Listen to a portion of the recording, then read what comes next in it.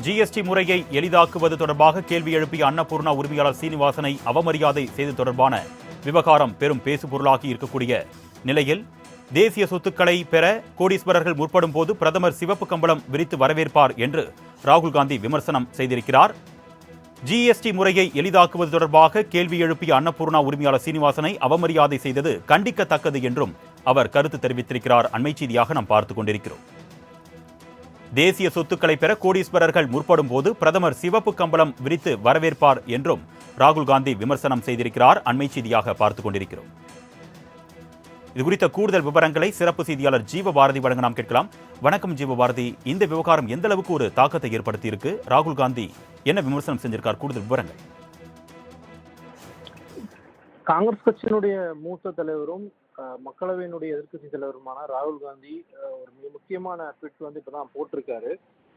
குறிப்பிட்டு நேற்றைய தினம் அந்த கோவையில் இருக்கக்கூடிய மிக முக்கியமான உணவகத்தில் ஒன்றான அன்னபூர்ணாவுடைய நிறுவனர் மத்திய நிதியமைச்சர் நிர்மலா சீதாராமனிடம் எழுப்பிய கேள்விகள் வந்து சமூக வலைதளங்கள்ல வைரலாக இருந்துச்சு. அதன் தொடர்ச்சியாக நேற்று இரவு அவர் வந்து மன்னிப்பு கேட்ட அந்த வீடியோவானது வந்து சமூக வலைதளங்களில் வந்து இரவு முழுவதும் பரப்பப்பட்டு கடுமையான விமர்சனங்கள் வந்து முன்வைக்கப்பட்டிருந்துச்சு. இன்றைய காலை திமுகவினுடைய துணை பொதுச்செயலாளர் கனிமொழி, அதே போல காங்கிரஸ் கட்சியினுடைய மூத்த தலைவர்களான எம்பி ஜோதிமணி உள்ளிட்ட பலரும் வந்து அதுக்கு காரணம் தெரிவிச்சிருந்தாங்க. இந்த நிலையில தான் தற்போது ராகுல் காந்தி தன்னுடைய ஒரு மிகப்பெரிய ஒரு திட்டம் வந்து போட்டிருக்காரு. அதில் குறிப்பிட்டு ஜிஎஸ்டி முறையில் பல்வேறு பிரச்சனைகள் இருக்கு, அது குறித்து கேள்விகளை முன்வைக்கும் போது அது எப்படி அணுகணும், அது எல்லாத்தையும் மீறி ஒரு ஆணவ போக்கில் அவமரியாதையோட வந்து அந்த உணவகத்தினுடைய உரிமையாளர் வந்து நடத்தியிருக்கீங்க அப்படிங்கிற ரீதியில் அந்த ட்வீட் வந்து குறிப்பிடப்பட்டிருக்கு. அதே போல் கோடீஸ்வரன் நண்பர்களுக்காக விதிகள் வந்து வளைக்கப்படுது, சட்டங்கள் மாற்றப்படுது. அதே போல் தேசிய சொத்துக்கள் வந்து பெறக்கூடிய விஷயங்கள் எல்லாத்தையும் வந்து சிவப்பு கம்பளம் போட்டு அவர்களுடைய நண்பர்களுக்கு ஏற்ற மாதிரி மாற்றுறாங்க. பண மதிப்பிழப்பு, அதே போல் வங்கி முறையில் வந்து மிகப்பெரிய பிரச்சனைகள் இருக்குது, வரி பறிப்பு உள்ளிட்ட பல்வேறு பிரச்சனைகள் வந்து தொடர்ச்சியாக சிறு வணிகர்கள் வந்து சந்திச்சுட்டு வராங்க.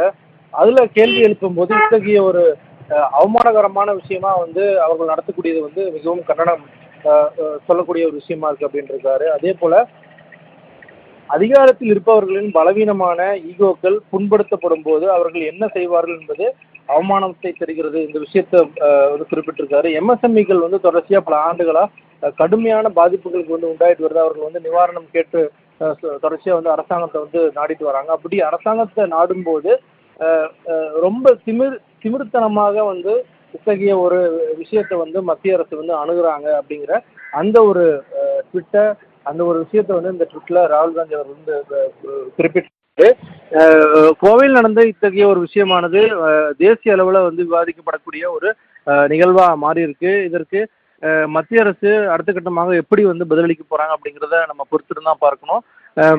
தொடர்ச்சியாக 2 தினங்களாக நடந்த இந்த விஷயங்கள் தொடர்பாக பாஜகவினுடைய தேசிய செயலாளர் வானதி ஸ்ரீனிவாசன் தன்னுடைய விளக்கத்தை குறிப்பிட்டிருந்தாலும் கூட அடுத்த கட்டமாக நேரடியாக காங்கிரஸ் கட்சியினுடைய தலைவர் ராகுல் காந்தி வந்து இந்த விஷயத்தை வந்து ஒரு மிக முக்கியமான கேள்விகளை தன்னுடைய கண்டனத்தை வந்து பதிவு செஞ்சிருக்காரு. எப்படி பாஜக வந்து இதுக்கு ரியாக்ட் பண்ண போறாங்க அப்படிங்கிறத பொறுத்துட்டு தான் பார்க்கணும்.